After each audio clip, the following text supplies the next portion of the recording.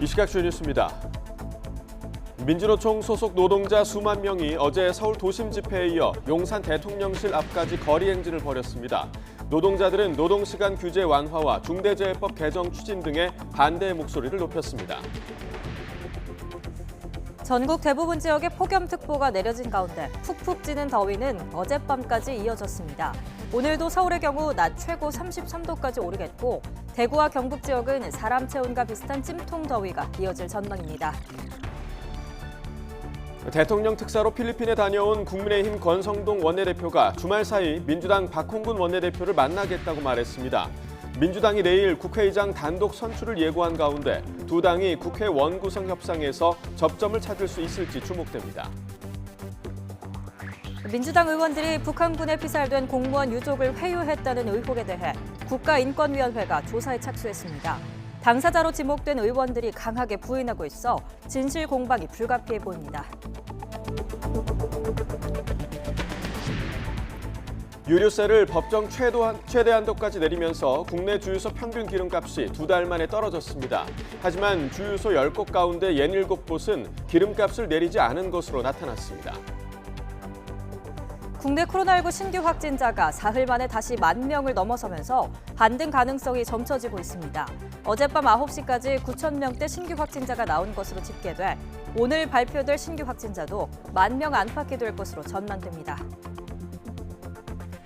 시진핑 중국 국가주석이 홍콩의 일국 양제가 세계적으로 공인된 성공을 거뒀다고 치켜세운 가운데 타이완이 중국의 일국 양제식 통일 방안을 다시 한번 거부한다고 밝혔습니다.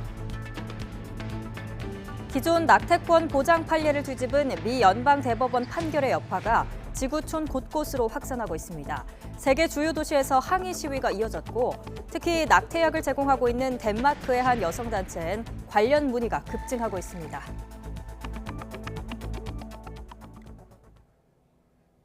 시청자 여러분 안녕하십니까? 굿모닝 YTN 2부 시작합니다. 전국 대부분 지역에 폭염특보가 내려진 가운데 푹푹 찌는 더위는 밤까지 이어졌습니다. 늦은 밤에도 공원에는 더위를 피하려는 사람들로 북적였습니다. 신준명 기자입니다.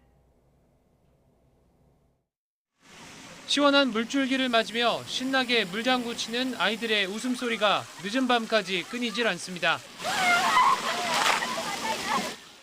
7월의 첫 주말 이곳 한강공원은 더위를 피해 밤나들이 나온 시민들로 지금 보시는 것처럼 이렇게 북적이고 있습니다. 하지만 밤 10시가 넘은 지금까지도 기온은 27도를 넘기며 무더위는 계속되고 있습니다. 쉽사리 식지 않는 열기에 시민들은 한강공원 곳곳에 자리를 펴고 강바람을 즐겼습니다.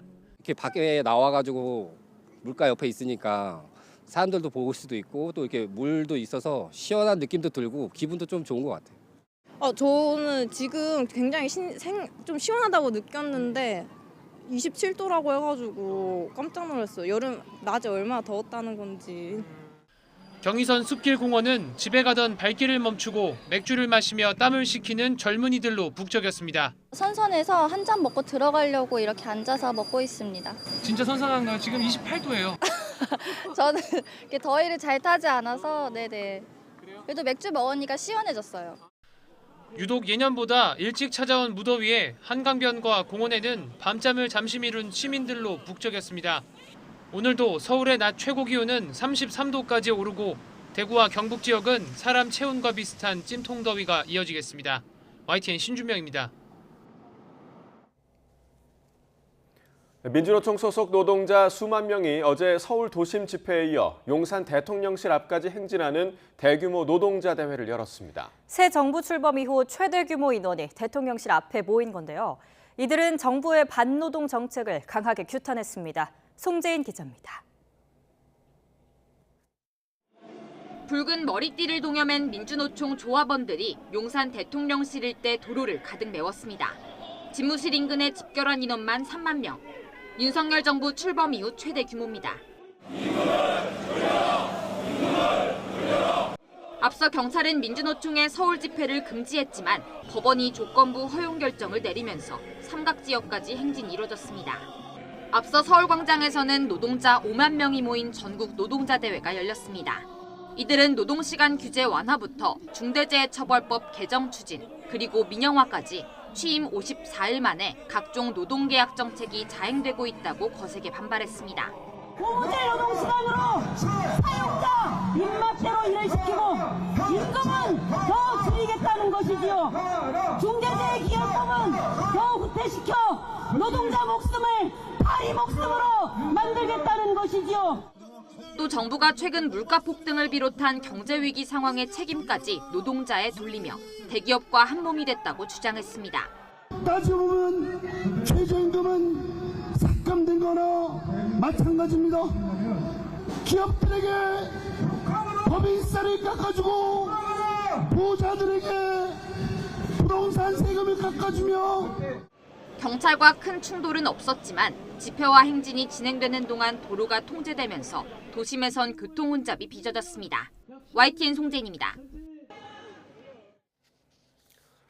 국민의힘 권성동 원내대표가 단장으로 하는 필리핀 신임 대통령 취임식 특사단이 어제 귀국했습니다.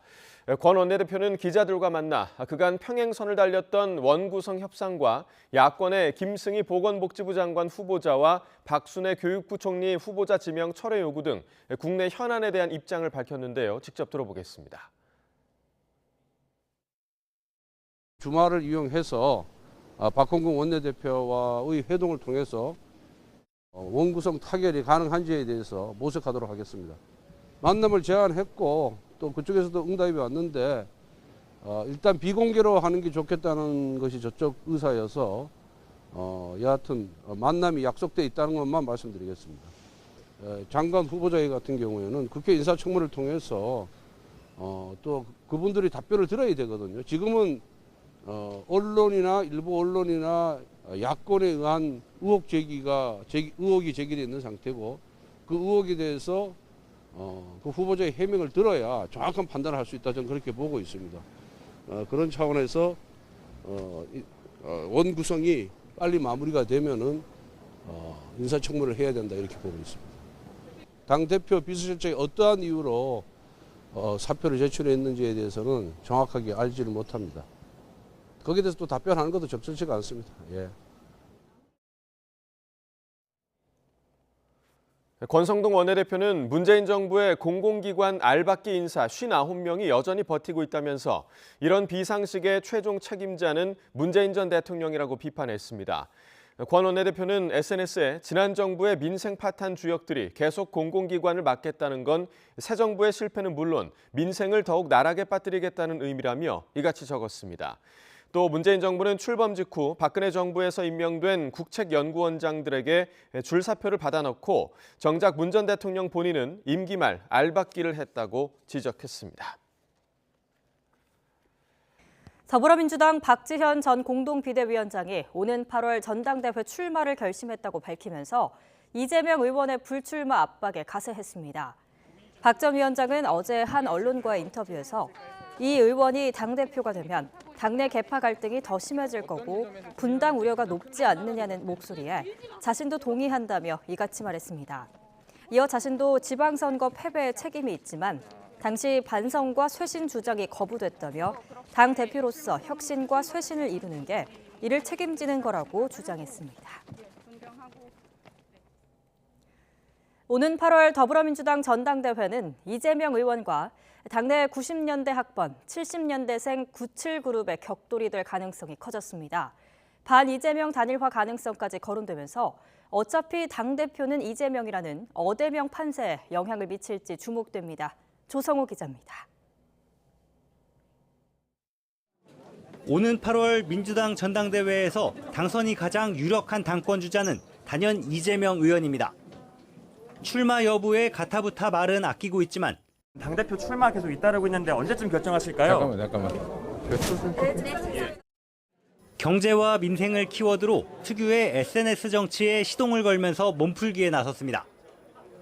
최근 들어서는 서울 여의도 인근의 경선 캠프 사무실도 물색하는 것으로 알려지면서 등판이 초읽기에 들어갔다는 분석이 나옵니다. 성남FC와 법인카드, 백현동 개발, 경기주택도시공사 합숙소 의혹 등 검경의 전방위 수사로 인한 사법 리스크가 변수로 꼽히지만 윤석열 정부의 탄압받는 모습은 오히려 출마 명분을 쌓아준다는 시각도 있습니다. 윤석열 정부 법무부 검찰이 이재명 의원을 당대표로 만들어주는구나 이렇게 생각합니다. 탄압을 하면요. 민주당은 전통적으로 뭉치고 이재명 대세론에는 90년대 학번 70년대생, 이른바 97그룹 주자들이 잇따라 도전장을 던지고 있습니다. 강병원, 박용진, 강훈식 의원이 출마 의사를 밝힌 가운데 박주민 의원도 결단을 앞두고 있습니다. 대선과 지방선거 패배에 책임이 있는 사람은 나서지 말라며 이재명 의원 우리 당의 소중한 자산이라는 얘기를 많은 분들이 하시지 않습니까? 또 나가서 지게 할 수는 없지 않습니까? 뭐가 문제였는지 한번 돌이켜보고. 이 의원을 광적으로 지지하는 강성 팬덤을 극복해야 한다며 저마다 이재명 대항마를 자처하고 있습니다. 개파에 곁불 째지 않았고 악성 팬덤에 무릎 꿇지 않았고 등 돌리지 않았던 사람이 당의 혁신을 이끌어가야 된다고 생각합니다. 97그룹이 단일화하고 출마 의사를 거둬들인 친문재인계 중진, 86 선배들까지 반 이재명 공동전선을 구축한다면 예상 밖 선전 가능성을 점치기도 합니다. 흐름만 바뀌면 바람만 생기면 얼마든지 이기는 민주당으로 가자. 새로운 민주당으로 가자. 새순 새부대에 완전히 새로운 사람이 나와야 된다. 그러나 당의 쇄신과 미래 비전보다는 특정인에 대한 반대급부로 나이만 앞세운 인위적 세대교체로는 역부족이란 지적도 있습니다. 이재명 의원이 나서면 누구도 적수가 되기 어렵다는 게 대체적인 분위기입니다. 민주당 향후 2년을 가를 전당대회 흥행 여부도 이재명이란 큰 이름에 누가 어떤 담론으로 대적할지에 달려 있습니다. YTN 조성호입니다. 지난 2020년 북한군에 피살된 공무원의 유족을 더불어민주당 의원들이 회유했다는 의혹과 관련해 국가인권위원회가 조사에 착수했습니다. 당사자로 지목된 의원들이 강하게 부인하는 만큼 진실 공방이 벌어질 것으로 보입니다. 김승환 기자가 보도합니다. 국가인권위원회가 더불어민주당 일부 의원들의 이른바 월북 인정 회유 의혹을 들여다보기로 했습니다. 지난달 29일 관련 사안에 대한 진정을 접수했기 때문입니다. 민주당 의원들이 월북 사실을 인정하면 보상해주겠다고 회유했다는 서해 피격 공무원 유족 측 주장이 사실인지 직접 따져보겠다는 겁니다. 월북을 인정하면 보상을 주겠다고 합니다. 그러면 국가배상이냐? 아니다. 기금을 조성해서 주겠다라고 합니다. 당사자로 지목된 민주당 의원들에 대한 인권위의 진술조사는 조만간 진행될 것으로 보입니다. 그 결과 유족에 대한 인권 침해를 넘어 범죄 행위가 의심되면 검찰에 고발될 수도 있습니다. 인권위 관계자는 이와 관련해 해당 사안을 엄중하게 보고 신중하게 조사할 것이라고 국민의힘 김도읍 의원실에 설명했습니다. 물론 의혹이 불거진 의원들은 그런 적이 없다며 맞서고 있습니다. 공개적인 자리에서 회유 시도 자체가 말이 되지 않는다며 정말 그랬다면 유족 측이 당시에 바로 문제를 제기했을 거라고 반박했습니다.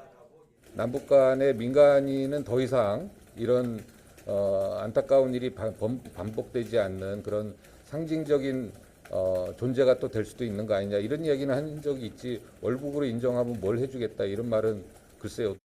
이런 가운데 국민의힘 서해 피격 TF는 유족과 함께 연평도를 찾았습니다. 2년 전 사건 발생 해역에서 고인의 넋을 위로하고 당시 문재인 정부가 월북몰이에 나선 건 아닌지 정확한 경위를 밝히라고 거듭 압박했습니다.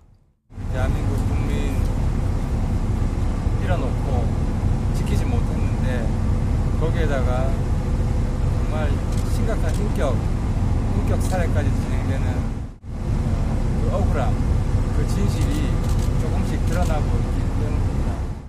하지만 더불어민주당은 현 대통령실이 해경과 국방부의 입장 번복에 개입했다는 의혹을 제기하며 맞불을 놓은 상태입니다. 당시 객관적 정황을 근거로 월북 추정이라는 판단을 내렸는데 오히려 현 정부와 여당이 사건을 정치적으로 이용한다는 겁니다.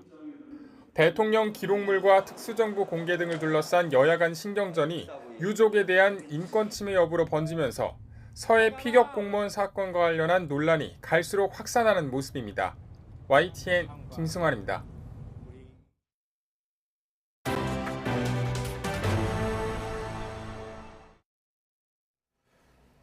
유류세 인하 폭을 30%에서 37%로 늘린 첫날인 지난 1일 주유소 10곳 가운데 67곳은 휘발유와 경유 가격을 1원도 내리지 않은 것으로 조사됐습니다. 소비자 단체인 에너지 석유시장 감시단은 어제 유류세 추가 인하 첫날인 어제 전국 주유소 가격을 분석한 결과 67% 정도는 변동이 없거나 올랐다고 밝혔습니다. 또 알뜰 주유소의 경우 전체 97%가 유류세 인하분 이상으로 가격을 내렸지만 S-오일은 5에서 6% 수준에 그쳤다고 설명했습니다. 유류세 인하 조치가 실제 주유소 판매 가격에 반영될 때까지는 재고 소진 등의 영향으로 보통 1, 2주가량 시차가 발생합니다. 세계 농산물 가격이 하루가 다르게 치솟고 있습니다. 지구촌을 직접 겨냥한 급격한 기후변화 그리고 우크라이나 전쟁의 여파 등이 겹쳤기 때문인데요. 하지만 지금의 이런 위기를 기회로 삼는 이들도 있습니다. 이승훈 기자입니다. 이탈리아의 젖줄이 허연 바닥을 드러냅니다. 70년 만에 찾아온 최악의 가뭄 때문입니다. 이 나라는 농업 생산의 3분의 1을 이 강에 의존하고 삽니다. 더 큰 문제가 있습니다. 강물이 낮아지는 바람에 바닷물이 역류하면서 이 아까운 물마저 주변 논밭에 전혀 댈 수 없다는 겁니다. Praticamente non piovendo la portata del fiume Po si è abbassata notevolmente e quindi non è sufficiente per contrastare la risalita dell'acqua di mare dentro il fiume. 며칠 전에 심은 것 같았는데 벌써 너른 밀밭에는 파란 새순이 돋고 있습니다. 5대째 이곳에서 농사를 짓고 있는 이 호주 농부는 다가올 가을 기대가 큽니다. 비료값, 기름값은 올랐지만 곡물가도 많이 올라 이것저것 다 제하고도 꽤 괜찮은 한 해가 될 것 같아서입니다. In Australian agriculture at the moment is a situation of high production and high prices. It really is quite a golden time to be in agriculture in Australia. 이런 골든 타임을 미리 준비한 이들은 바로 중국입니다. 물도 그런대로 충분했고 무엇보다 기술 집약 영농이 효과를 보면서 몇 년 새 계속 풍년입니다. 물론 중국 정부의 아낌없는 지원이 가장 컸습니다. 올해만 벌써 300억 위안, 우리 돈 5조 5천억 원이 넘는 돈을 보조금이란 이름으로 농민에게 풀었습니다. 그러는 새 글로벌 식량 위기를 별 신경 쓰지 않을 정도로 경쟁력이 생겼고 1년 새 60% 넘게 가격이 폭등한 밀의 수입 의존도는 2.9%에 그칠 정도입니다. 우리는 밀 자급률이 0.5%에 불과한 세계 5위의 곡물 수입 대국입니다. YTN 이승훈입니다. 조만간 주택담보대출 비율 LTV가 크게 완화돼 특히 생애 첫 주택을 구매하는 사람들의 대출 문턱이 낮아지게 됩니다. 그러나 소득과 연동되는 총부채 원리금 상환 비율 DSR이 여전히 40%로 제한되는 데다 금리까지 오르는 추세여서 실수요자들에겐 무용지물이란 지적도 나옵니다. 강희경 기자가 보도합니다. 대출 규제에 크고 작은 변화가 생기고 있습니다. 우선 주택담보대출 비율 LTV가 크게 완화됩니다. 생애 최초 주택을 구매하는 사람이 주택담보대출을 받을 경우 위치나 가격, 소득과 관계없이 집값의 80%까지 대출을 받을 수 있습니다. 다만 젊은 층 등 실수요자가 실제 혜택을 받을 수 있을진 미지수입니다. 당장 이번 달부터 소득과 비교해 갚아야 할 원리금 비율 규제인 총부채 원리금 상환 비율 DSR이 40%로 제한되는 대상이 1억 원 이상 대출자로 확대됐습니다. 즉 1억 원 넘는 대출을 받을 경우 연봉이 낮은 사람은 DSR 문턱에 걸려서 늘어난 LTV 한도만큼 혜택을 받지 못한다는 겁니다. 8억 원짜리 주택을 구매를 할 때 완화된 LTV로 보면은 6억 4천만 원까지 대출이 가능하지만 따져보면은 연소득이 1억 2천만 원 이상은 돼야 되고 모든 대출이 없을 때만 한도를 다 적용을 받을 수가 있습니다. 금리가 치솟아 대출 한도가 쪼그라드는 추세도 변수입니다. 연소득이 3,600만 원이고 기존에 신용대출 3천만 원이 있던 사람의 경우 현재는 DSR 40%에 맞춰 주택담보대출 1억 2천만 원 정도를 받을 수 있습니다. 그러나 연말까지 기준금리가 1%포인트 오른다면 대출금리도 같은 폭만큼만 상승한다고 해도 대출을 1억여 원밖에 받을 수 없게 됩니다. 네, 아무래도 DSR은 원리금 상환액, 즉 이자를 얼마 내는지도 중요하다 보니 지금과 같은 금리 인상기에는 대출 한도도 어느 정도 줄어들 수밖에 없을 것 같습니다. 여기에 신용대출, 연봉 제한 등 달라지는 점이 많은 데다 이자 부담도 계속해서 커질 수 있는 만큼 한도와 금리를 꼼꼼히 확인하는 것이 필요합니다. YTN 강희경입니다. 새 정부 들어 재건축 규제 완화 기대감이 커지면서 최근 경기와 인천 등 수도권에서 통합 재건축 추진이 잇따르고 있습니다. 규모가 커지면 사업 추진 과정에서 협상력을 높일 수 있고 주요 건설사가 시공에 참여할 가능성이 커지기 때문인데 단점도 적지 않다는 이야기가 나옵니다. 최기성 기자가 취재했습니다. 경기도 고양시 한 아파트 곳곳에 통합 재건축 추진을 알리는 현수막이 붙어 있습니다. 재건축 연한인 30년을 바라보고 있는 4개 단지 2,400여 가구가 힘을 합치기로 했습니다. 단독으로 진행할 때보다 사업성이 더 좋고 절차도 상대적으로 빠르게 진행될 거라는 겁니다.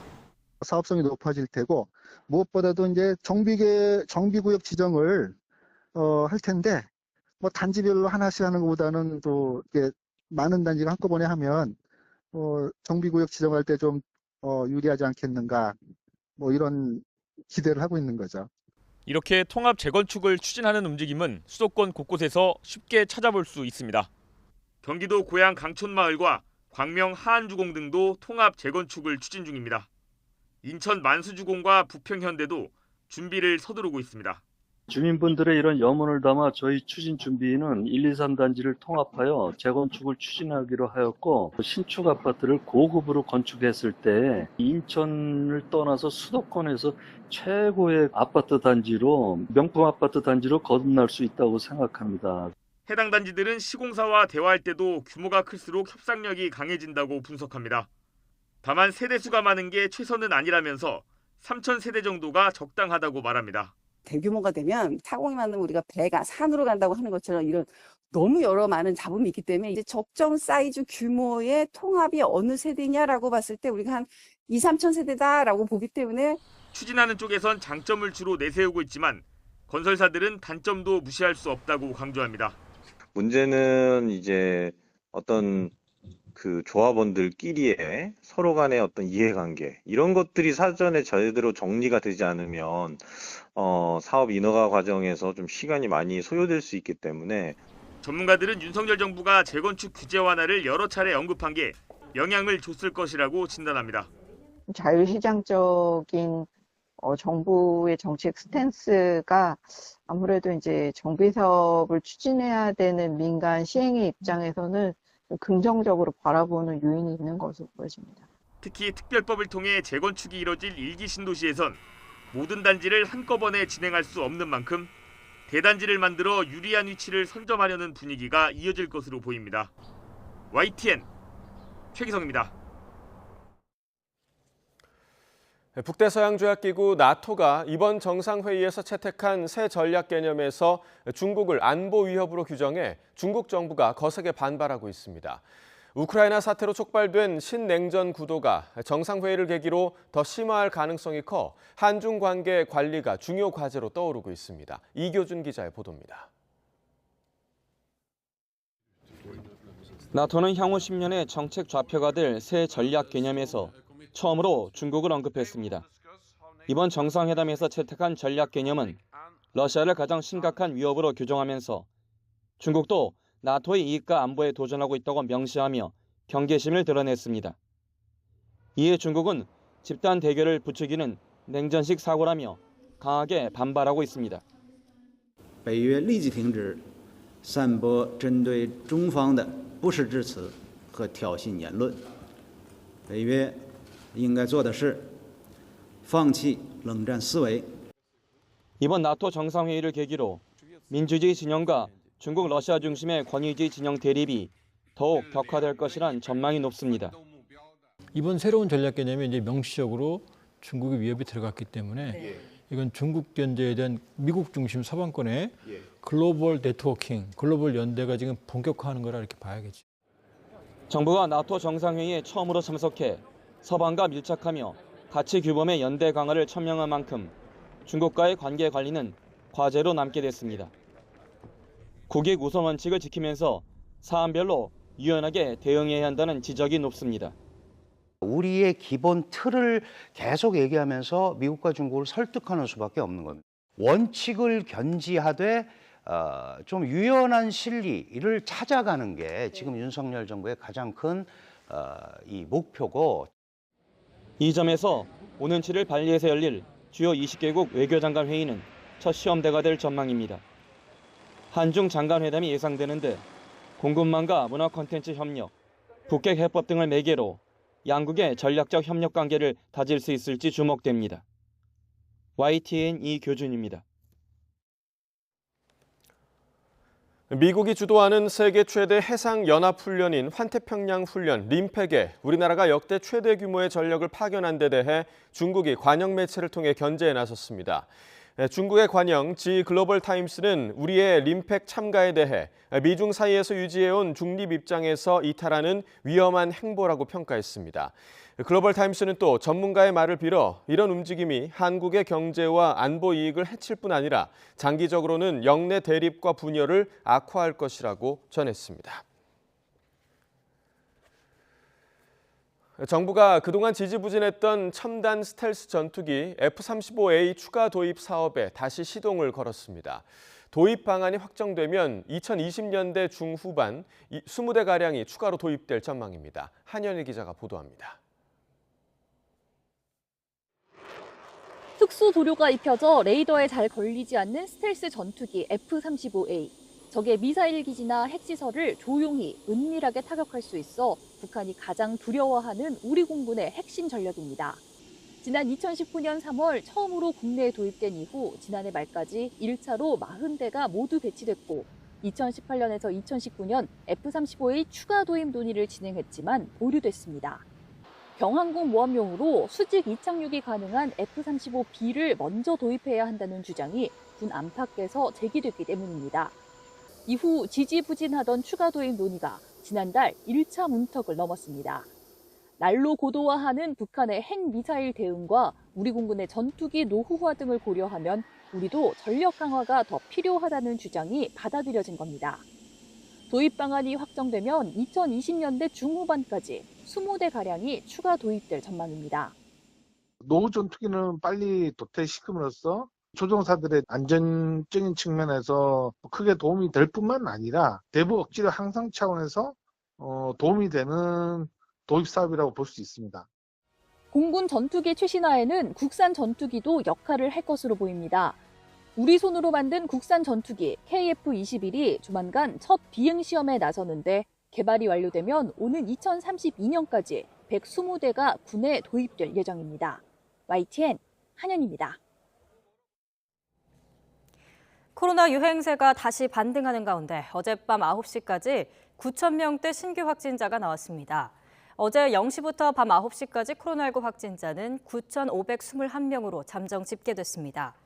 일주일 전인 지난달 25일 5,800여 명보다 3,600여 명 많고 2주 전보다는 3,700여 명 많아서 증가세가 뚜렷합니다. 오늘 발표될 신규 확진자는 10,000명 안팎이 예상됩니다. 네, 어제 0시 기준 전국 중환자 병상 가동률은 전날보다 0.5%포인트 떨어진 5.2%를 기록했습니다. 수도권 중환자 병상 가동률이 5%, 상대적으로 병상이 적은 비수도권은 6%입니다.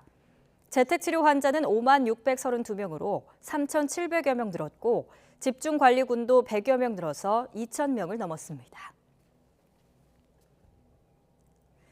유럽의 주요 공항들이 코로나19 이후 일손 부족으로 운영에 큰 차질을 겪고 있습니다. 항공사와 공항 직원들의 파업까지 겹치면서 결항이 잇따르며 승객들이 큰 불편을 겪고 있는데요. 김진호 기자가 취재했습니다. 현지 시각 1일 항공편이 취소된 여행객이 촬영한 독일 프랑크푸르트 공항의 모습입니다. 찾아가지 못한 수화물들이 잔뜩 늘어서 있어 매우 혼란스럽습니다. 공항의 인력은 부족한데 항공편 취소와 지연이 잇따르며 공항 처리 능력이 한계에 달한 것입니다. 스페인에서는 저가 항공사인 라이언에어와 이지젯 승무원들이 임금 인상을 요구하며 파업 중입니다. 이 때문에 1일 저녁 7시까지 이지젯은 9편 취소, 54편 지연, 라이언에어는 6편 취소, 277편 지연돼 여행객들이 큰 불편을 겪었습니다. O sea, finalmente creemos que nos va a tocar buquear un hotel y mirar si nos dan el reembolso, pero estamos completamente a la deriva. 프랑스 파리의 샤를드골 공항에선 현지 시각 2일 활주로 4개 중 2개가 폐쇄되고 오전 항공편의 20%가 취소됐습니다.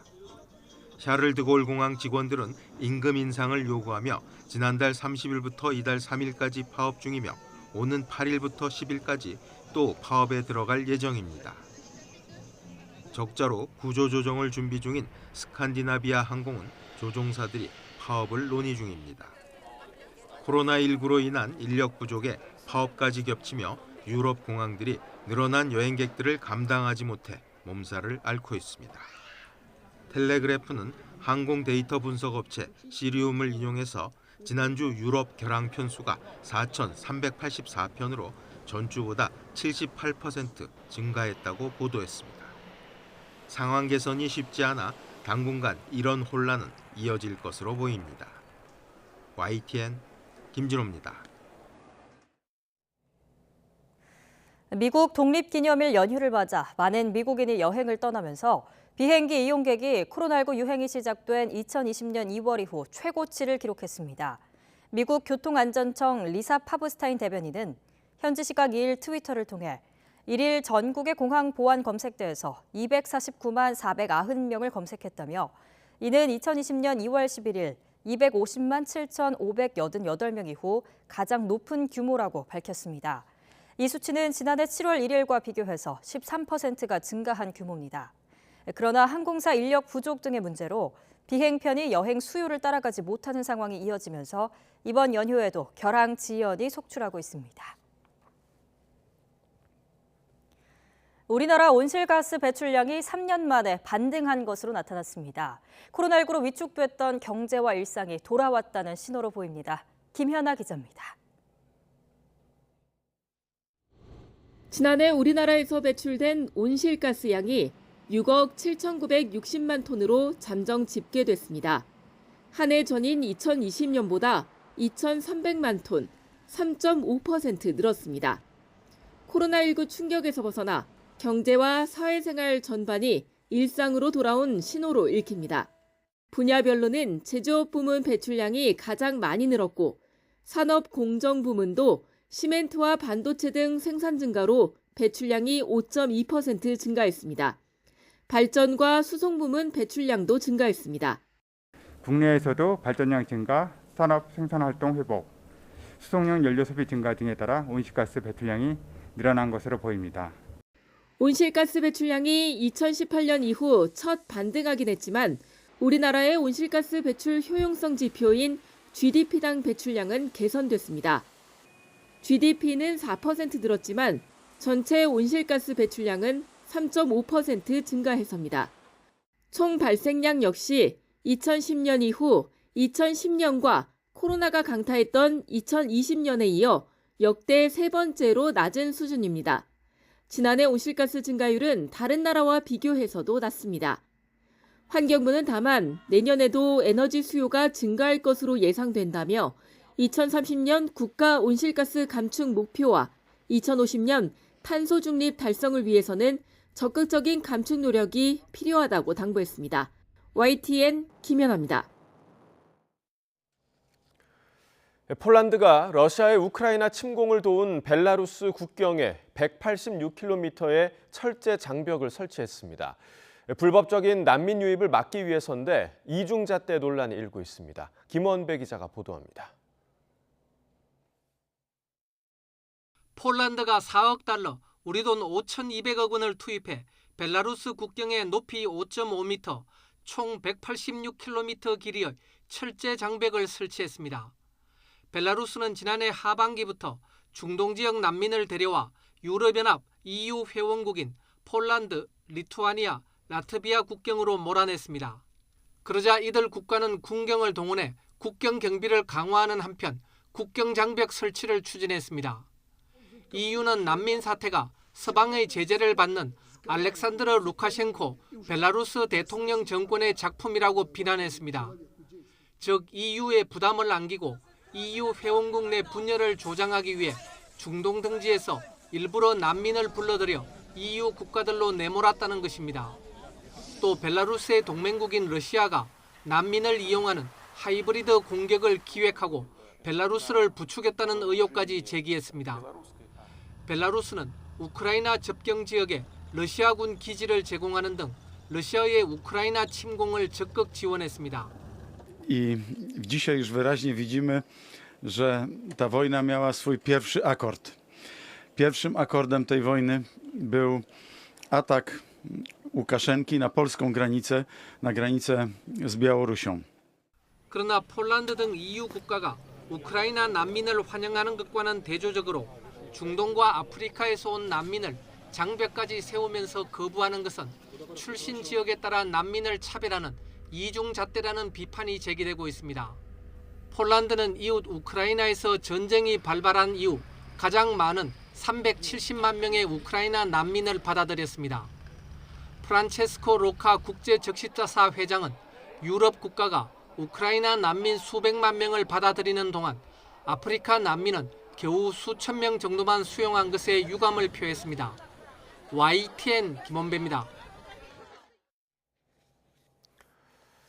시진핑 중국 국가주석이 홍콩을 방문한 뒤 돌아간 날, 타이완은 중국의 일국양제 방식 통일 방안을 반대했습니다. 일국양제는 하나의 국가, 두 개의 제도란 뜻으로 중화인민공화국이라는 하나의 국가 안에 사회주의와 자본주의라는 서로 다른 두 체제를 공존시키는 것을 말합니다. 타이완 대륙위원회는 홍콩의 민주주의와 인권, 자유가 25년 전보다 심각하게 후퇴했다면서 이같이 밝혔습니다. 대륙위원회는 타이완 인민들은 민주적 선거를 통해 전 세계와 중국 공산당의 홍콩의 일국 양제를 거부한다는 입장을 다시 한번 표명했다고 주장했습니다. 연방 차원의 낙태권 보장 판례를 뒤집은 미 연방대법원 판결의 여파가 미국을 넘어 세계 곳곳에 미치고 있습니다. 세계 주요 도시에서 항의 시위가 이어지고 있고 낙태약을 제공하고 있는 덴마크의 한 여성단체엔 관련 문의가 급증하고 있습니다. 이동원 기자의 보도입니다. 멕시코시티의 미 대사관 앞에서 여성들이 항의 시위를 벌이고 있습니다. 미국 내 낙태 찬성 운동과의 연대의 뜻으로 녹색 스카프를 흔들며 낙태는 인간의 권리라고 주장합니다. 멕시코 대법원은 지난해 낙태에 대한 처벌을 위헌이라고 결정했고 9개 주에선 낙태가 합법화됐습니다. 하지만 낙태권 보장 판례를 뒤집은 미 연방 대법원의 판결이 영향을 미칠 것이란 우려가 나오고 있습니다. Esta regresión, pues sin duda es preocupante no solo para Estados Unidos, sino también para la región y para el mundo. Es un mensaje que se manda a las mujeres de en sus cuerpos no deciden ustedes. 미 연방 대법원의 판결 이후 프라하와 브뤼셀 등 세계 곳곳에서 이 같은 항의 시위가 이어졌습니다. 우편으로 전 세계 여성에게 낙태약을 제공하고 있는 덴마크의 한 여성단체에 최근 관련 문의가 급증했습니다. Normally per day we received around 600 to 700 emails, and this is now more than 4,000 per day. 판결의 효력이 미치지 못하는 해외에서 낙태 방법을 찾는 미국 내 여성이 늘었기 때문입니다. 때문에 이번 판결로 미국 내 낙태가 줄어들기는커녕 낙태 수단에 접근하기 어려운 가난한 여성들의 고통만 커질 것이란 주장이 나오고 있습니다. YTN 이동원입니다. 산업기능요원으로 복무하던 20대 청년이 일하던 공장에서 난 불로 온몸에 심각한 화상을 입었다는 제보가 들어왔습니다.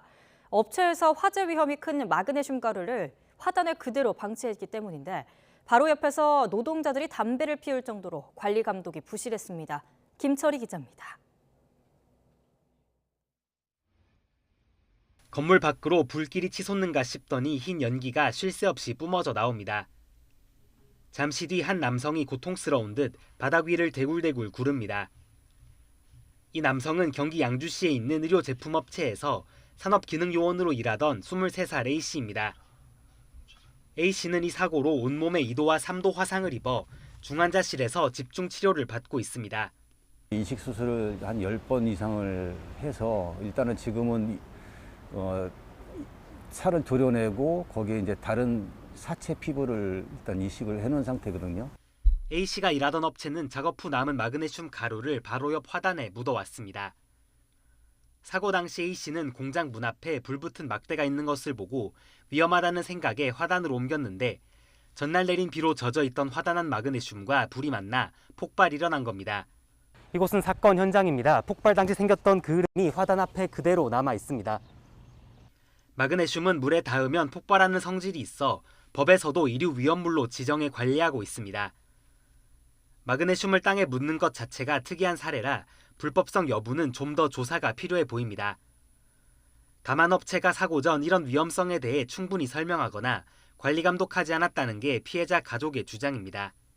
어떻게 이렇게 방치를 하고 작업자들한테 작업을 시킬 수가 있는가 너무 참 놀랐어요. 위험 표시를 하던가 이런 게 있어야 되잖아요. 근데 전혀 그런 게 없습니다. 업체 직원들 역시 바로 옆에서 담배 피울 정도로 관리 감독이 부실했다고 말합니다. 흡연도 난 불이 붙을 줄 몰랐. 그걸 경각심이 없어갖고. 업체 대표는 사과한다면서도 안전 교육을 충분히 했고 특수 소화기도 배치했다고 해명했습니다. 또 너무 적은 양이라 사고 위험이 크지 않았다고 설명합니다. 그때 사람이 다쳤으니까 관리가 부족했다고 생각하는데 저희가 한쪽에다가 모아두는데 양이 많지 않아요, 굉장히. 하지만 전문가들은 아무리 적은 양이라도 전문 업체를 거치는 등 충분한 안전 조치를 취했어야 한다고 지적합니다. 그렇지 않으면 폐기물관리법 위반이 될 수 있다는 겁니다. 아무리 소량이라도 전문업체가 하면은 문제는 없는데 잘못해서 방치를 한다든지 그러다 보면은 예기치 않게 그런 문제점들이 생겨요. A씨 가족은 업체 관계자들을 업무상 과실치상 혐의로 고소했습니다. 소방관을 꿈꾸던 20대 청년의 청춘은 어떻게 돌려받을 수 있을지 막막한 상황입니다. YTN 김철입니다. 최근 ROTC 출신 육군 장교가 술에 취해 차량을 훔쳐 달아나다가 시민들에게 붙잡혔습니다. YTN이 확보한 범행 당시 영상을 보면 만취 상태로 제대로 말도 할 수 없을 정도였는데요. 이 장교 알고 보니 군사경찰에 신병이 넘겨진 뒤에도 열흘 가까이 근무하다가 최근 만기 전역했다고 합니다. 엄격한 기강이 중요한 군조직, 이래도 되는 걸까요? 강민경 기자가 보도합니다. 새벽 도로 한복판에 차 한 대가 가로로 놓여 있습니다. 사람들이 빙 둘러쌌지만 운전자는 나오질 않습니다. 거듭 말을 걸어도 운전자는 아무 말 없이 앞만 봅니다. 면허 취소 수준의 만취 상태로 차를 훔쳐 달아난 이 운전자는 현역 육군 장교인 A중위. A중위는 아파트 앞 편의점에서 차를 훔쳐 이곳까지 약 500m 정도를 운전하다가 뒤쫓아온 주민들에게 덜미를 잡혔습니다. 붙잡고 보니 A중위는 휴대전화 충전기를 찾겠다며 훔친 차량 내부 전선까지 뜯어둔 상태였습니다. 눈이 풀려 있던 것 같고 허공을 바라보고 물어보는 거에 대답도 안 해주고 사과도 일절 없고. 경찰은 A중위가 현역 군인 신분이란 걸 확인한 뒤에 곧바로 군사경찰에 신병을 넘겼습니다. 그런데 YTN 확인 결과 군사경찰은 사건이 발생한 뒤 열흘 가까이 A중위에 대해서 별다른 조치를 하지 않은 걸로 확인됐습니다. 음주운전에 차량 절도까지 저질렀지만 멀쩡하게 정상 근무를 한 겁니다. 네, 출근하고 있습니다. 네, 출근을 해서 일을 하고 있고요. 심지어 A중위가 속한 군부대 관계자는 그 사이 피해자에게 선처와 합의를 요청하는 듯한 발언을 하기도 했습니다. 평소에 굉장히 올바른 아이였고 임무 수행 능력도 좋았고 좋게 일이 해결됐으면 좋겠다. 잘 좀 봐주시라. 별도 처분 없이 시간이 흐르면서 ROTC 장교인 A중위는 결국 의무 복무일을 다 채우고 만기 전역했습니다. 육군 관계자는 경찰에서 군사경찰로 또 광역에서 지역 지구수사대로 사건이 거듭 이첩되는 과정을 거치면서 처리가 늦어졌다고 답했습니다.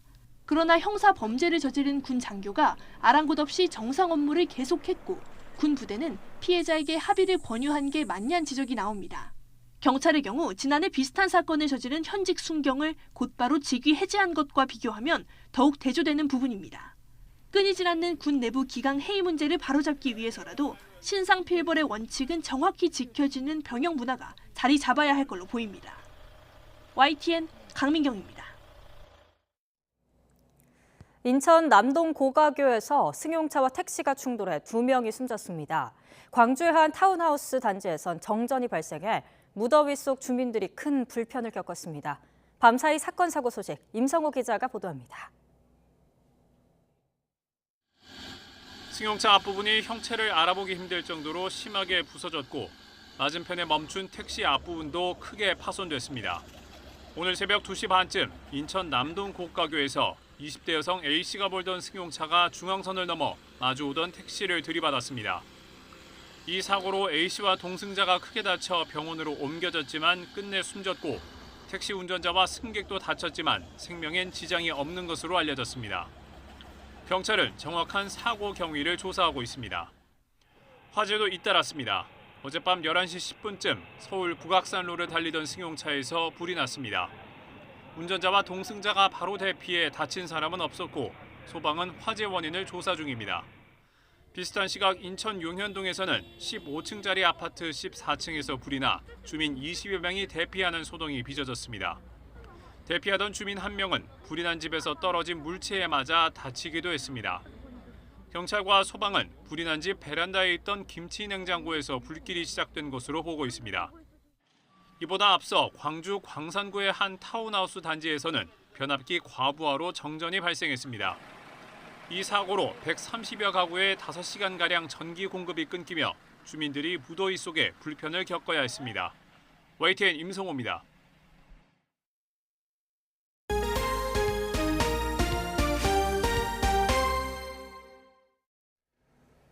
삼성전자의 주가 부진이 이어지고 있습니다. 한때 10만 전자를 바라보다 지금은 5만 원대까지 떨어졌는데 호재성 뉴스가 나와도 별다른 상승이 없어서 소액 주주들의 애를 태우고 있습니다. 박병한 기자입니다. 시가총액 341조에 달하는 코스피 1위 기업 삼성전자. 소액 주주가 560만 명에 달해 국민주로 불리지만 올해 들어 주가는 약세를 면치 못하고 있습니다.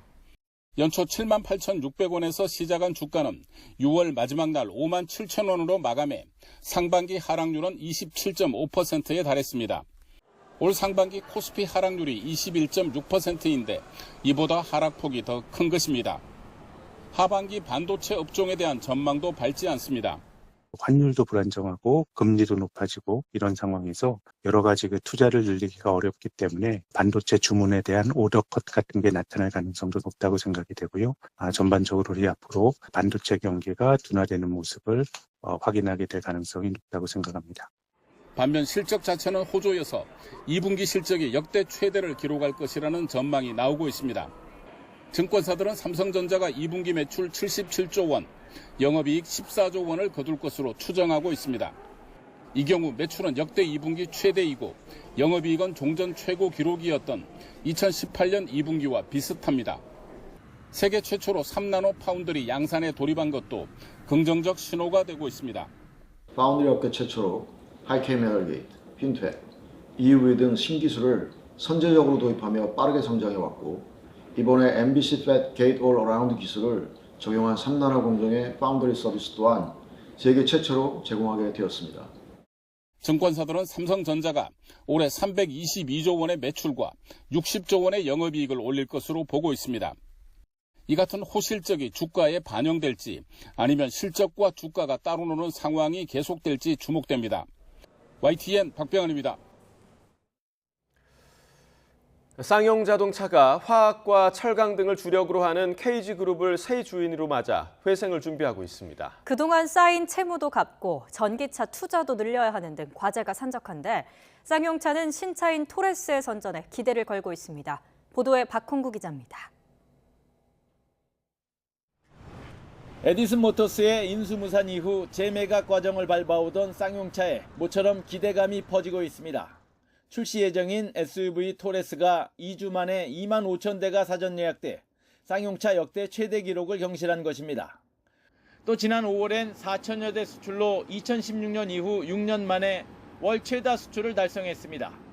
여기에다 자금력 있는 KG그룹이 새 주인 후보로 확정되면서 회생 가능성이 거론되고 있습니다.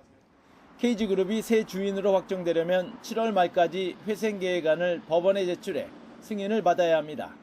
이 과정에 채권자와 주주의 동의를 얻기 위한 관계인 집회가 가장 큰 고비가 될 전망입니다.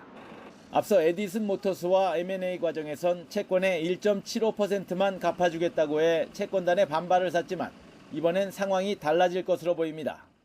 에디슨 모터스는 인수대금 3,048억 원만 제시했지만 KG그룹은 인수대금 3,355억 원에 운영자금 5,645억 원까지 투입하기로 해 채무 변제에 들어갈 금액이 커졌기 때문입니다.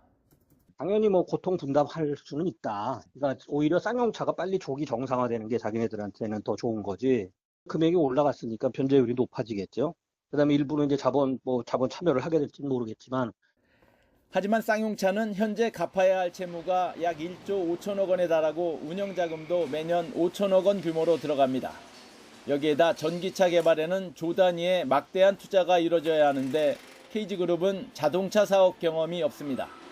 또한 국내는 물론 세계 경제가 침체 국면에 접어들며 자동차 수요 감소가 예상돼 쌍용차의 회생 과정이 쉽지만은 않을 전망입니다.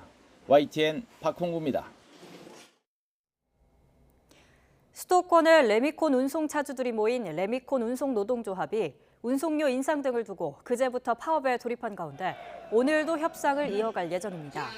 레미콘 운송노동조합과 제조사들은 오늘 오전 서로 만나 운송료 인상과 노동시간 면제 등에 대해 논의하기로 했습니다.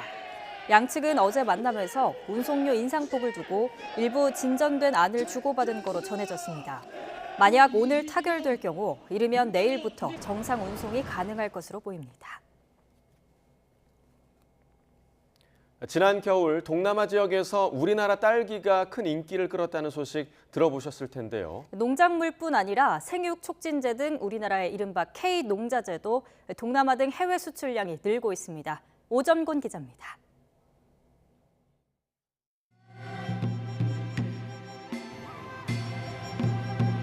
베트남의 수도 하노이 시내에 있는 한 재래시장. 수입산 과일을 주로 판매하는 과일 가게를 들어가 봤더니 성주 참외와 국산 배, 포도 등이 먹음직스럽게 진열돼 있습니다. Khách hàng đến cửa hàng hệ thống Thủy Anh rất thích các sản phẩm của Hàn Quốc. Nó có những các cái vị đặc trưng như là độ ngọt, độ giòn. 앞서 지난 겨울 이곳에선 한국산 딸기의 인기가 대단했다고 합니다.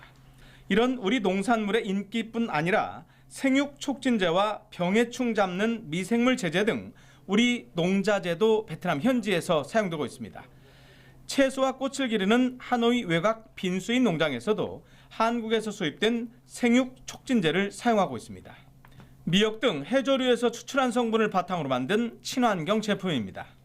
Cái sản phẩm này là rất là an toàn cho người sử dụng và tăng năng suất cây trồng từ 2 đến 30%. 베트남에서 한국 농자재를 사용하려면 베트남 농업부사나 국립비료검증원에서 검증 시험을 반드시 통과해야 합니다. 네, 한국에서 베트남으로 건너온 미생물 제제 바실러스균의 일종인데요. 현재 사용 인허가를 위해서 이곳에서 테스트 작업, 그러니까 검증이 진행 중입니다. 빠르면 9월쯤 허가가 날 것으로 보이는데 현재 13개 종이 이렇게 수입 허가를 위한 테스트 과정에 들어 있습니다. 76개 제품은 이미 수입 허가를 받아서 베트남 농업 현장에서 사용되고 있습니다.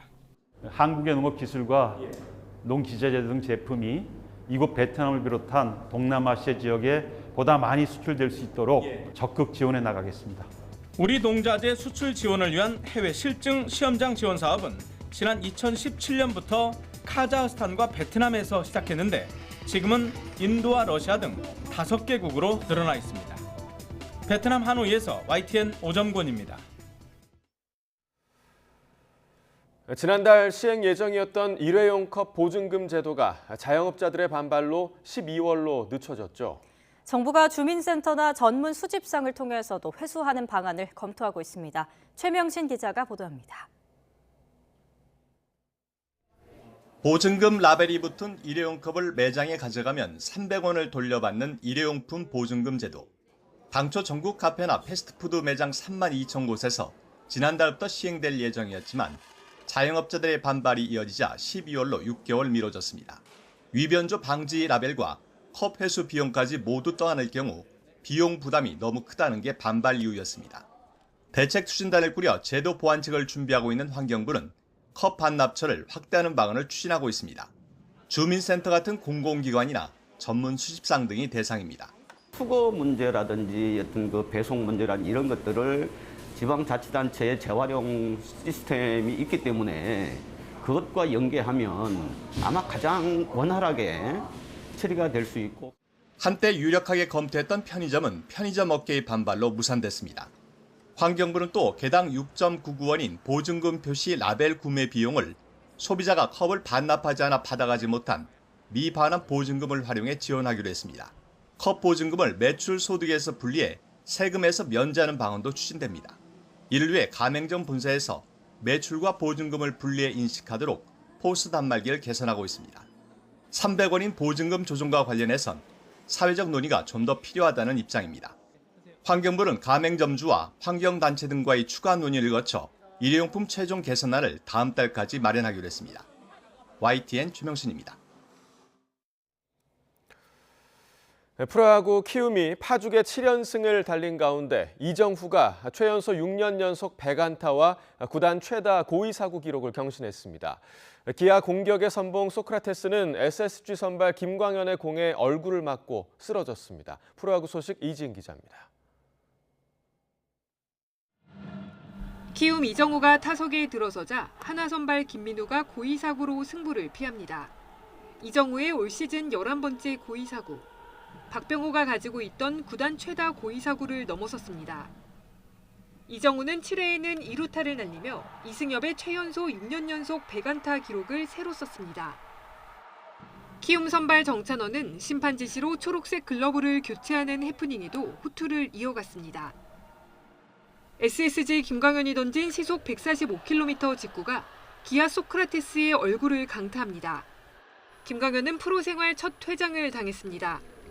걱정하는 팬들에게 손을 흔들어준 뒤 응급차에 오른 소크라테스.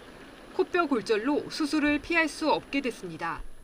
경기는 SSG의 한 점차 승리로 끝났습니다. KT는 이틀 만에 터진 박병호의 홈런포와 새 투수 벤자민의 호투로 두산을 꺾었습니다. 몇 개를 치고 싶고 그런 마음은 없고요. 다만 제가 장타를 쳐야 되는 타자인데 올 시즌에 이렇게 좋은 활약이 잘 나오고 있고 그리고 팀에 좀 도움이 되는 것 같아서 그런 쪽으로 만족을 하고 있고. 한동희가 17일 만에 홈런을 친 롯데는 LG를 이겼고 타선이 대폭발한 NC는 삼성의 17대1 대승을 거두며 4연패 탈출에 성공했습니다. YTN 이지은입니다. 금요일 두산과 경기 도중 왼쪽 햄스트링 근육을 다친 KT의 강백호가 6주 진단을 받았습니다. 강백호의 부상 정도는 근육이 일부 파열돼 통증으로 정상적으로 걸을 수 없는 상태입니다. 강백호는 올 시즌 개막을 앞두고 발가락 골절상으로 수술을 받고 지난달 4일에야 복귀했는데 한 달도 안 돼 다시 전력에서 이탈했습니다. 고 이어령 선생이 세상을 떠나기 전 병상에서 써내려간 육필 원고가 공개됐습니다. 이야기꾼으로 생을 마치고 싶다던 그가 마지막 순간 남기고 싶었던 말은 무엇이었을까요? 김지선 기자가 보도합니다. 죽음을 마주한 순간 고 이어령 선생이 고른 생의 마지막 화두는 눈물 한 방울입니다. 평생 문명과 인간을 성찰해온 고인이 대립과 분열의 시대를 살아갈 우리에게 남기고 간 미래의 열쇠입니다. 죽음을 앞에 둔 어떤 한 인간의 애환이나 어떤 슬픔이 많이 담겨 있을 거라고 생각을 하실 것 같은데요. 인간이 남을 위해서 흘리는 눈물의 가치에 대해서 말씀을 하셨다고 생각하고 있습니다. 무려 160권의 저작을 쏟아낸 생이지만 더는 쓸 수 없는 삶의 끝자락에서 눈물 한 방울은 희망의 씨앗이자 마지막 잉크였습니다. 마지막에는 이것도 안 되는, 핸드라이팅도 안 되는 거예요. 그러면은 녹음을 하죠, 누워가지고. 글 쓰는 사람은 축복받은 사람이다, 그런 생각이 들어요. 왜냐하면 마지막 날까지 어떤 방법으로든지 자신의 내면을 표현할 수 있다는 거. 병마와 싸워가며 힘겹게 써내려간 눈물 이야기지만 대중에게 환영받을지는 모르겠다며 한숨 짓기도 했습니다. 가책과 철학, 클래식이 힘을 잃은 사회에서 자신이 발견한 진주가 아무런 울림을 주지 못할지도 모른다는 염려 때문입니다. 지난 2019년부터 화요일마다 제자 김지수 작가와 만나 나눈 대화로 이어령의 마지막 수업에선 이러한 고민에도 불구하고 왜 자신에게 남은 마지막 말이 눈물 한 방울인지 강조합니다. 항암 치료를 거부하고 죽음을 새로 사귄 벗삼아 영원한 이야기꾼으로 남길 원했던 고 이어령 선생. 죽음과 유언의 레토릭으로 가득한 마지막 수업이지만 그 안의 가르침은 역시 인간과 삶에 대한 답이었습니다. 마지막 내가 늙어서 할 수 있는 일은 교수도 언론인도 행정가도 아닌 이야기꾼으로 내 생을 마쳤으면 좋겠다. YTN 김지선입니다. 코로나19가 잦아드는 이른바 엔데믹을 맞아 그동안 오지 못했던 해외 유명 오케스트라가 잇따라 방한합니다. 이달에는 캐나다 몬트리올과 독일 쾰른에서 찾아옵니다. 신웅진 기자가 보도합니다.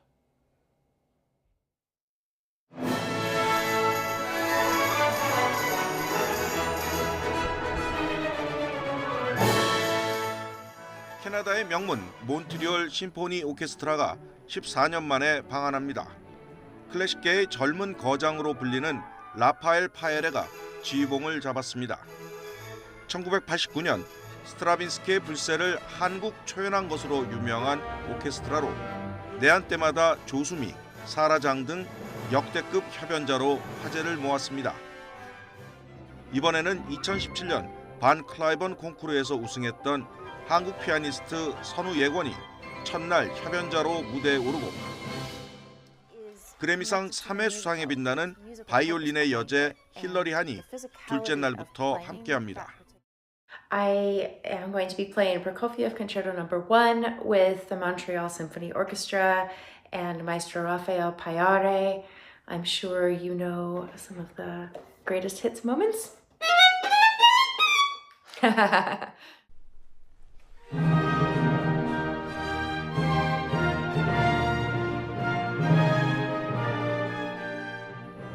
195년 역사의 쾰른 귀르체니 오케스트라가 5년 만에 내한합니다. 독일 정통 음악의 진수를 들려준다는 평가를 받고 있는데 이번에는 베토벤 레오노레 서곡 3번과 슈만 교향곡 3번을 연주합니다. 상임 지휘자 프랑스와 자비에 로트가 이끌고 한국계 독일인 바이올리니스트 클라라 주미 강이 협연합니다. 9월에는 에스토니안 페스티벌 오케스트라가, 10월에는 사이먼 레틀이 지휘하는 런던 심포니, 그리고 파리 오케스트라, 베를린 도이체 심포니 등이 예정돼 있습니다. 오케스트라는 특성상 대규모 인원이 이동해야 하기에 해외팀 공연은 지난 2년여간 사실상 불가능했습니다. 그동안 끊겼던 이들의 발길이 다시 이어지면서 클래식 애호가들의 갈증도 조금씩 풀리게 됐습니다. YTN 신홍진입니다.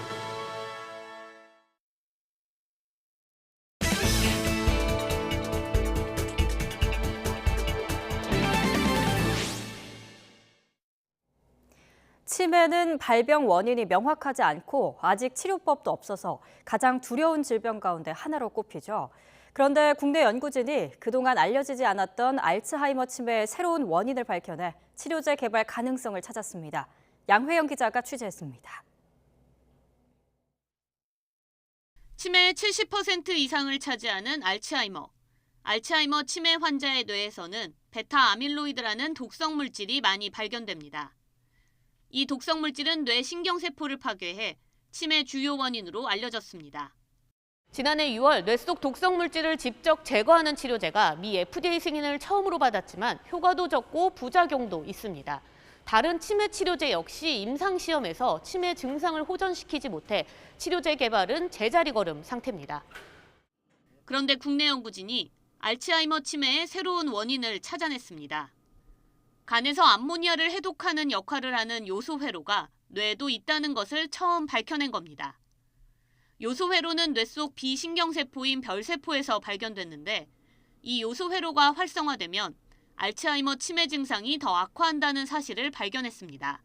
일시적으로 활성화됐다가 회복을 하면 문제가 없는데 반응성 별세포가 암모니아 증을 요소 회로로 만들기 위해서 계속적인 활성화가 유지되게 되다 보면 그게 이제 주변에 있는 많은 세포회들에게도 독성으로 작용하게 되고. 연구진은 또 별세포의 요소 회로를 활성화하는 여러 효소 중 ODC1을 억제하면 암모니아 해독 과정은 유지하면서도 치매를 일으키는 물질 생성이 줄어든다고 설명했습니다. 특히 이 효소를 억제한 치매 생쥐가 기억력을 회복하는 것도 동물 실험으로 확인했다고 덧붙였습니다. 새로운 치매 치료제 개발 가능성이 열린 셈입니다. 현재는 그 아밀로이드를 직접적으로 없애는 어프로치를 하고 있으나 저희가 새로 개발한 ODC1을 타겟으로 하게 되면은 자연스럽게 환경을 좋게 만들면서 또 아밀로이드 베타도 줄일 수 있는 여러 가지 좋은 점을 가지고 있기 때문에 연구진은 이번 연구 결과를 바탕으로 요소회로 효소를 억제하는 새로운 치료제 개발을 위한 후속 연구를 이어간다는 계획입니다. 국내에서 한 해 들어가는 치매 관리 비용은 16조 5천억 원으로 오는 2040년에는 60조 1천억 원까지 늘어날 전망입니다. 새로운 치매 치료제 개발로 치매 정복에 한 걸음 다가설 수 있을 것으로 기대됩니다. YTN 사이언스 양우영입니다. 온라인에서 활동하는 가상인간이 광고 모델을 넘어 드라마까지 출연하며 활동 영역을 넓히고 있습니다. 실제 사람이 아닌데도 인기를 끄는 요인, 바로 그들의 얼굴에 숨어 있다고 하는데요. 김혜은 기자가 보도합니다. 잠수교를 뛰는 그녀로 알려진 가상인간 루시. 29 직장인인 그녀는 광고도 찍고 최근 드라마에도 캐스팅됐습니다. 루시의 얼굴은 눈, 코, 입 부위별로 설문조사를 통해 만들어냈습니다. 재미있는 건 2030 세대와 4050 세대의 설문 결과가 확연히 달랐다는 겁니다. 홍영민인 같은 느낌 있지 않습니까? 좀 인위적인 그런 얼굴형들이 좀 있었습니다. 확실히 2030이 원하는 것들은 조금 자연적인, 자연스러움을 추구하는 부분이 있었기 때문에 MZ세대의 열망을 녹여낸 대표적인 가상인간은 로지입니다. 젊은 층이 가장 많이 팔로우하는 SNS 유명인들의 얼굴을 분석해서 만든 겁니다.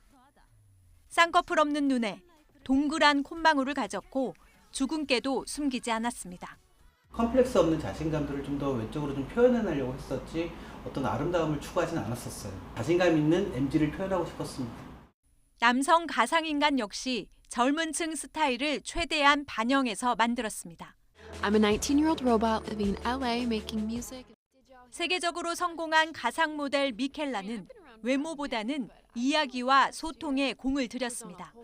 환경과 성소수자 등 MZ세대들이 관심 있는 주제를 거침없이 드러내면서 그들의 친구 역할을 톡톡히 하고 있습니다.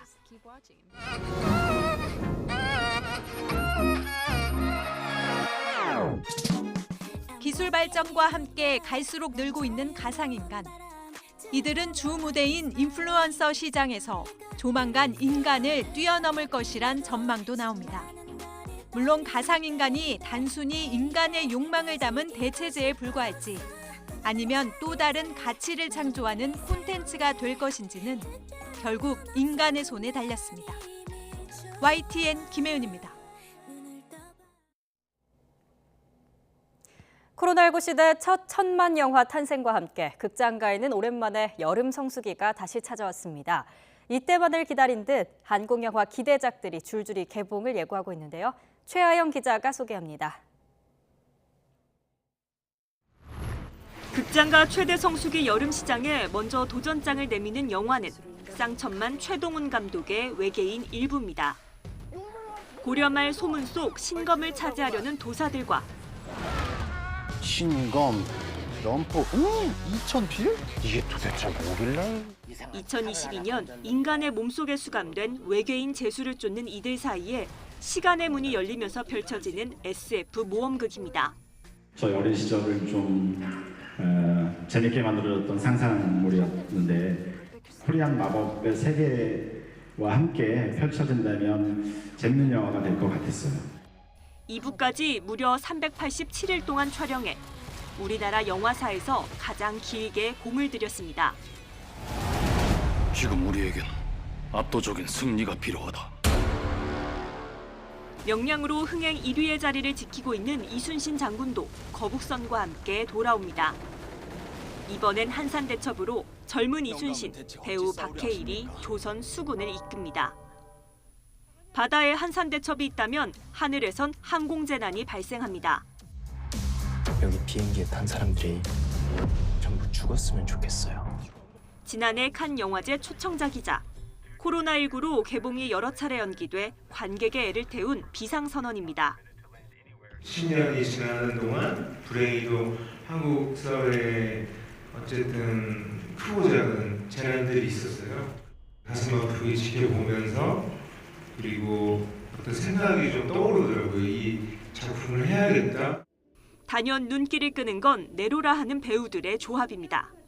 당연히 1000만 넘는 영화 아닌가 이거? 그렇게 생각하면서 강호 형이 저한테 그러더라고요. 야 이거 2천만 원 정도 되지 않겠냐? 참고로서는 그런 얘기를 하네요. 배우 이정재의 감독 데뷔작 헌트도 여름 시장에 뛰어듭니다.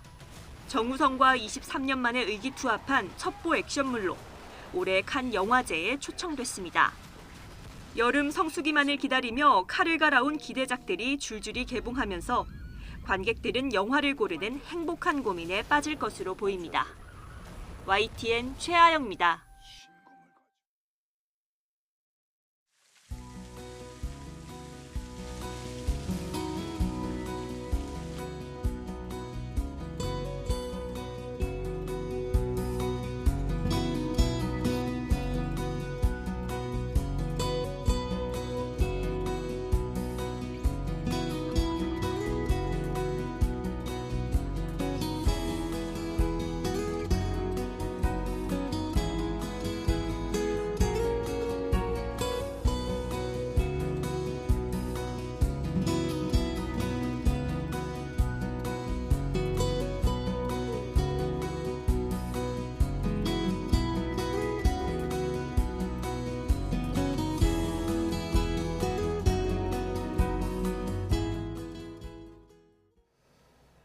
구한말 3대 항구이자 6대 도시에 속했던 전남 목포가 항구 도시의 강점을 활용해서 해양관광 1번지로 도약을 준비하고 있는데요. 제2의 개항을 맞이하기 위해서 청년들이 돌아올 수 있는 산단을 조성해 젊은 경제도시로서 부흥을 꿈꾸고 있습니다. 오선열 기자입니다. 목포 앞바다를 가로질러 건너는 3.2km 길이 해상 케이블카. 기암괴석으로 만들어진 유달산과 다도의 풍광을 한눈에 바라볼 수 있습니다. 바다 보고 있으니까 시원한 것도 있고요. 마음의 안정도 되고 아무리 높은 곳에 있어도 뭔가 고요하다고 해야 되나요?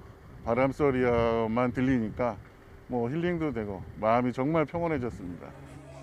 목포 관광의 백미는 낭만 가득한 밤바다입니다. 어둠이 깔리면 바다 위에선 분수와 함께 화려한 불꽃쇼가 펼쳐집니다. 코로나19 대유행에도 지난 2년 동안 1000만 명이 넘는 관광객이 이곳 목포를 찾았습니다. 목포시는 2000만 관광객 방문을 목표로 관광 활성화에 시동을 걸었습니다. 오는 2025년까지 목포 도심 곳곳에 1,400여 객실을 갖춘 호텔들이 들어서고 사막도엔 다리를 연결해 자연 친화형 생태공원 관광지가 만들어집니다. 체류형 국제관광도시로서는 아직 갈 길이 멉니다. 앞으로 이 인프라를 구축하는데 최선을 다해서 완성함으로써 목포가 진실로 1등 관광 도시가 될 수 있도록 노력하겠습니다. 4년 만에 징검다리 재선에 성공한 박홍률 시장은 목포 항구 일대를 선안권 거점 해양 물류기지로 성장시키겠다고 밝혔습니다. 이와 함께 일자리 창출을 위한 청년 스마트 산업단지도 조성할 계획입니다. 청년들이 10,000명 이상 고용돼 가지고 우리 출산을 하고 또 결혼을 하고 해가지고 청년들이 살아가는 목포, 청년이 목포로 취직하러 올 수 있는 그런 도시로 만들어 가지고 진정으로 목포가 더 큰 도시가 될 수 있도록 최선을 다하겠습니다. 목포시가 관광과 경제 발전이 어우러진 제2의 개항을 통해 국제 해양 관광 도시로서 도약을 꿈꾸고 있습니다. YTN 오선열입니다. 울산 지역 모든 학교에서 무상급식이 실시되고 있지만 무상급식 일수가 정해져 있습니다. 그러나 일부 학교에서는 학사 일정과 맞추지 못하는 바람에 무상급식 일수를 초과하는 학교도 있다고 하는데요. 이런 경우 아이들이 학교 급식을 먹지 못하게 됩니다. JCN 울산중앙방송 박정필 기자가 보도합니다. 중구의 한 중학교에서 학부모들에게 보낸 가정통신문입니다. 4일 점심시간 이전에 전교생을 학교 조치한다는 내용입니다. 무상급식 일수를 초과해 급식을 제공할 수 없다는 것이 이유입니다. 185일을 맞춰갖고 이렇게 적절한 날에 시험 기간이라든지 이렇게 체험학습 보통은 체험학습 날 빼는데 지금 다 빼고도 이제 186일이어서 급식 그 시험 맨 첫날에 이제 요거를 이렇게 조정을 했습니다. 지역 초등학교 무상급식 일수는 192일, 중학교 185일, 고등학교 180일, 특수학교 192일로 일수가 정해져 있습니다. 그러나 학사 일정을 일선 학교에서 정하다 보니 무상급식 일수를 초과하는 학교도 있다는 겁니다. 대부분 일선 학교에선 수학여행과 체험학습, 시험기간 등으로 무상급식 일수에 학사 일정을 맞추고 있는 실정입니다. 무상급식 일수를 초과하는 일부 학교에선 다른 예산으로 급식을 제공하는 경우도 있습니다. 저희가 학교별로 그 일수를 다 조사를 했고 또 학교 의견을 반영을 해서 학교 급별로 이제 그 급식 일수를 산정을 했고 중학교 같은 경우에는 185일로 기준을 해서 지금 운영을 하고 있습니다. 일선 학교에서는 학교마다 형평성 문제는 있겠지만 무상급식 초과 일수에 대한 지원이 필요하다고 말합니다. 울산교육청은 일선 학교의 학사 일정 변경으로 무상급식 일수가 초과될 경우 추가로 급식비를 지원할 방침입니다. JCN 뉴스 박정필입니다. 국내에서 열린 국제 태권도 대회에 특별한 선수들이 참가했습니다. 바로 전쟁의 아픔을 딛고 어렵게 대회에 참가한 우크라이나 선수들인데요. 홍성국 기자가 만나봤습니다. 56개 나라 2,200여 명이 참여한 춘천 코리아 오픈 국제 태권도 대회. 절도 있는 동작으로 연습장에서 구슬땀을 흘리는 두 선수. 러시아 침공으로 힘든 시기를 겪고 있는 우크라이나에서 온 18살 다비드와 17살 디아나입니다. 어렵사리 대회에 참가했지만 가장 큰 걱정은 고국에 남아있는 가족입니다. Наразі ми не знаємо, як себе почувати, тому що, наприклад, мої батьки знаходяться у Києві, і це дуже важко усвідомлювати, що вони зараз у Києві, я знаходжусь в іншій країні. Це дуже важко як психічно, так і морально, фізично. На тебе це впливає, коли ти готуєш. 대회에 참가할 수 있었던 건 임생민 사범 덕분이었습니다. 과거 우크라이나에서 태권도 대표팀 코치를 맡은 임사범은 이후 제자를 양성했습니다. 다비드와 디아나는 임사범이 양성한 선수의 제자들. 임사범은 피난길에 오른 선수들과 코치가 대회에 참가할 수 있도록 사비를 들여 항공권을 구하고 모든 일정을 준비했습니다. 전쟁은 더 심해지고 또 안 좋은 상황은 계속 유지되고 있거든요. 그래서 우리 학생들이 선수들이 그런 상황도 계속 알리고 우크라이나 전쟁의 심각성 그리고 또 선수로서 태권도도 계속 연습하고 한국인 사범의 노력에 보답하듯 선수단 모두 어느 때보다 훈련에 집중하고 있습니다. 시상대에 오르는 것이 목표지만 대회에 참가한 가장 큰 이유는 따로 있습니다. 우크라이나가 겪는 전쟁의 참상을 더 많은 사람에게 알리기 위해서입니다. Найбільше на цих змаганнях це представити нашу державу максимально на високому рівні і показати, що навіть у цей нелегкий час ми можемо змагатися з усіма на рівні та представляти нашу Україну як найкраще. YTN 홍서욱입니다. 미국 켄터키주에서 총기 난사 사건이 발생해 경찰관 3명이 사망하고 5명이 다쳤습니다. 현지 시각 2일 ABC 방송과 AP통신 등에 따르면 켄터키 동부 에팔레치아 산맥 인근의 작은 마을 앨런에서 총기로 무장한 남성이 영장을 집행하려던 경찰을 향해 총기를 난사했습니다. 이로 인해 현장에서 2명의 경찰관이 사망하고 1명은 병원으로 후송했으나 끝내 숨졌다고 외신은 전했습니다. 이란 남부 지역에 강한 지진이 이어지면서 사상자가 잇따랐습니다. 현지 시각 2일 새벽 시간 이란 남부 반다르 아바스에서 110km 떨어진 곳에서 규모 6.1의 지진이 발생했습니다. 이어 규모 6.3과 6.1의 지진이 발생하는 등 새벽 2시에서 오전 8시까지 24차례의 지진과 여진이 이어졌습니다.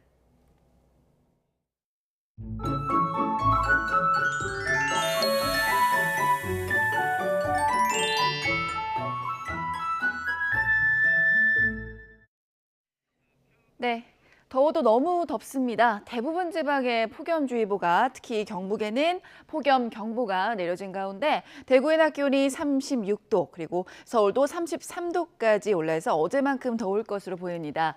한편 4호 태풍 에어리는 모레쯤 제주도 남쪽 부근 해상까지 북상하겠는데요. 이 태풍의 앞자리에서 만들어진 비구름의 영향으로 남해안과 제주도는 비가 옵니다. 모레까지 제주도는 10에서 50, 남해안은 5에서 30mm가 예상됩니다. 오늘 내륙은 대체로 맑겠지만 갑자기 소나기가 올 수 있으니까요. 우산 챙기시길 바랍니다. 밤사이 열대야가 나타났습니다. 현재 서울 25도고요. 낮 기온은 서울이 33도로 예상됩니다. 주 중반부터는 또 전국에 장맛비가 내리겠습니다. 날씨였습니다. 네, 이상으로 일요일 아침 굿모닝 YTN 마칩니다. 잠시 후 뉴스와이드가 이어집니다. 시청해주신 여러분 고맙습니다.